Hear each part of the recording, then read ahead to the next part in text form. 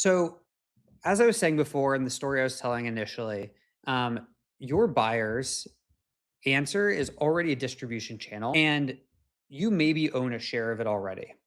And so, what I mean here is, your buyers are already going and using AI to search and do research before they make a purchasing decision. Who is showing up in that list is, whether they know it or not, on their short list of making a buying decision, because that's the ones that they're going to go and remember when they are ready to make a purchase. And so we need to make sure that you're owning a piece of it. And AI search pays back like SEO. Once you run it as a channel, it can actually compound and be much stronger as a channel than SEO ever was. And so we think about how SEO became a channel. It was not only the day Google launched it, but it was the day that teams actually started to measure and worked on it on purpose, right? Google existed for a long time before the idea of SEO existed.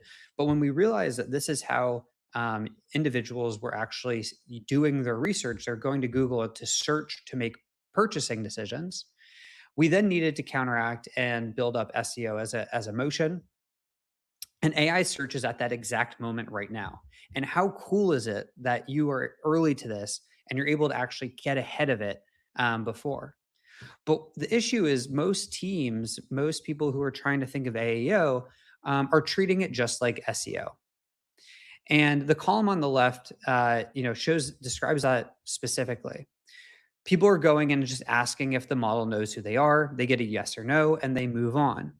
That is a false positive, because what we're doing is we're, again, using our own context and using the information the LLM has about us to usually just regurgitate something back to us. As we know, AI is very agreeable.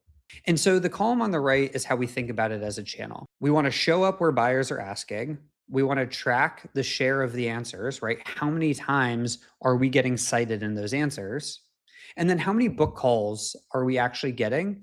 And how is it compounding the way that SEO traffic did? The analogy here is that a mirror tells you how you look once, which is the SEO route. And if we think about it truly as a channel, it brings you customers every week. The same glass, but completely different jobs. So if this is a channel, the first question is, where are the answers coming from? Earned mentions are driving roughly 10 times the AI presence of your own pages. So that means other websites talking about our industry are 10xing the traffic to my website than my own website. If you've worked in SEO before, or you understand, search intent, this is shocking, because everything we've been doing for the last decade has been talking about how do we get our website to show up on Google. And now we actually want to work on getting our name mentioned in these other websites. And the part that surprises most teams about this is answers are getting built off of our own website. They are ranked by how much they feed the answer. Best of listicles perform by far the most, then review sites like G2, then communities like Reddit, then earned press. Keyword earned press, not paid press. You can't just do pay to play. And ultimately, your homepage is last. And so what we see puts earned mentions at roughly 10x the AI presence of your own page.